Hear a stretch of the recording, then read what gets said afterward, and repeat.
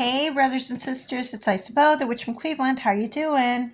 I got a little bit of a reading here for you. Um, Pulling some really good cards. These are my new cards. These are the Biblical Tarot. Let's see, we have Five of Grains, and we have Queen of Feathers. Okay, Five of Grains. Let's see, it says the Bleeding Woman. She said unto herself, if only I could touch his cloak, I will be healed. Matthew 9:21. And then this one is Queen of Feathers, Abigail the Peacemaker. And this says, may you be blessed for your good judgment and for keeping me from bloodshed this day and from avenging myself with my own hands. 1 Samuel 25:33. These together basically are, you've been going through a lot of hardships, and you've been keeping it together. You've been keeping it everything straight and basically keeping your faith. You have been going through a lot of hardships. You've also been told to rest. You've been doing a lot of healing, a lot of grieving, a lot of the inside work, the shadow work, everything that was needed to heal. And with that is, staying in your faith, in your spiritual, and knowing that God is got your back. Okay, that spirits have got your back. That and sometimes when everything looks like it's falling apart and being really difficult, in 222 on the clock, it can be quite hard sometimes to keep that faith. But you still carry on, you still keep going, you still stand tall and stand strong, and you keep going forward. And you're doing great. But basically that's what that's saying. You're healing and you're doing well. And this is the gift of friendship. Now I have a hard time reading this little thing down here. The bee's loyalty and love for the tree created a bond that could never be broken. True friendship is a sacred gift. I'm having a hard time here. Cherish those who stand by you. Okay, let me read it this way. Cherish those who stand by you and know that love bonds you in ways that go beyond time. So this is my another new deck also. This is, let me see, that's the back of it. This is oh my goodness, the bee and the orange tree. I got this on Etsy. If anybody wants to go look for it. Okay, and then we have, let's see, the unexpected gift will bring you great fortune. So I don't know if that is talking about the gift of friendship here that comes in, to help you along, or if that's actually talking about a gift of monetary or physical, or the gift could be anything that makes your life better. Okay? And then this is a great time of change is upon you. Trust the process, which is basically what this is up here, is that you've been trusting the process and things are getting done behind the scenes. Okay? And then we have the King of Swords, the Stoic King. He stands up there looking very, very handsome with all of his birds. I love the birds. And he's got to the top of the mountain and he's looking down and going, yep, I did that. Yeah. So that's where it is. And then you got the star. Then you got the star, and that is one of the best cards. It's basically your wishes are coming true kind of star. And then, you're getting into this new cycle, and you have to be the fool and go after it. Go after that. You don't even know where you're going, and you're going kind of thing.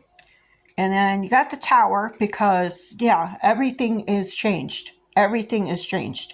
And the tower is not always a bad thing. The tower can be good things. Basically, all the old stuff is falling down and falling away. And you see the light behind it. That's that star. That's all that good stuff coming through. And then you got the Nine of Pentacles. And there it is. There's that gift. There's those gifts right there. So everything is falling together. Everything's coming together. Just keep working at your keep just working at with yourself, and keep working on your healing and working on your spiritual gifts. And that's what I was told, that there are spiritual gifts here that you should be using, that I should be using. And yeah, so that's it. And then you got the abundance coming in. And then your psychics, basically, the tree of death, for being with those who have died, contacting spirits, eternal life, ancestors, communications with other worlds, and Hecate, my dark goddess. Well, one of the dark goddesses. I've been wanting to work with her, so. But yeah, so that's your spiritual and your divination, your scrying, your spirit guides, energy work, meditation. Do you see how all this is coming together? It's a celebration of death, meaning death and rebirth. Honoring the cycle of life and death and rebirth.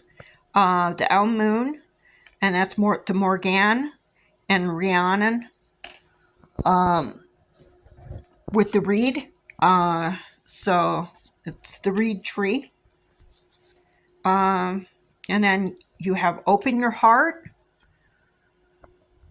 live and let live. Then we have the number 13, renewed passion and motivation, always symbolizes tradition, organization, judgment, and hard work.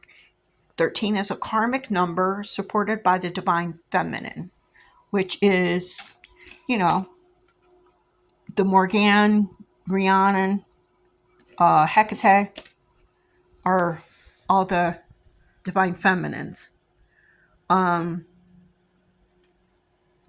Then we have, we have the Capricorn, which is earth sign, hardworking, straightforward, stubborn, affectionate, thoughtful, and the stone is the garnet for Capricorn. But what this is saying is keep working hard, keep moving forward, keep working at it. Keep going, keep it up, because you're doing well. You're doing really well, and you're healing, and you're getting through your grief, and you're getting through everything that has come at you. And you think you're stagnant, but you're really not, because things are working behind you and behind the scenes while you're working right here. So while you've had all this time to basically take it easy and sit in your comfort zone for a while, you've been really getting into your healing and getting past the past, basically. Gemini air is dynamic, many talents, likes games, lovable, curious, communicative, and comedic. and a Gemini is the pearl. So, like I said, that many talents. This being psychic, it might be one of your talents. Um, doing divination and talking to spirit guides and energy work and all of these things may be in your talents. Self-discipline, compassion, responsibilities, spiritual awareness, and wisdom. This is something you definitely should be, yeah. People who are soft and strong at the same time. Stoic, like our king right here. Independent and hardworking. Now, that's come up many times. You're not supposed to be letting anybody else tell you who to be or how to be. It is all about you at this time. And it is not about being selfish. It's about being self-reliant. It's about taking care of yourself, filling your cup before you fill anybody else's. You do want to have compassion. You do want to help others, but only as much as you can. Do not hurt yourself doing that. Okay? There are other ways to help people, like through your divination and this work and helping them with their healing and finding ways to heal on their own. Because that kind of healing, unfortunately, like my dad said with AA and NA, it's a selfish thing. It's a selfish thing. You have to do it for you. So all of that healing, all of that work is you taking care of you. Okay? And then you have awaken and you have flow. Okay? And this is basically, if you look at all the little stars and planet and the moon in here, this is telling you to let your emotions flow, let your healing flow, let yourself go with the flow of all of these things that are coming in for you. Okay? I haven't done a reading in a long time. I'm very sorry. I know it's choppy. It always is, because I'm still working on my throat chakra and my confidence in speaking. So I don't know if it's ever going to be right, but I'm trying. Okay? I love you, brothers and sisters. This was the reading for tonight, and it meant a lot to me. I hope that it meant something to you. Subscribe and like, please, and leave me a comment. And I will see you soon. Peace.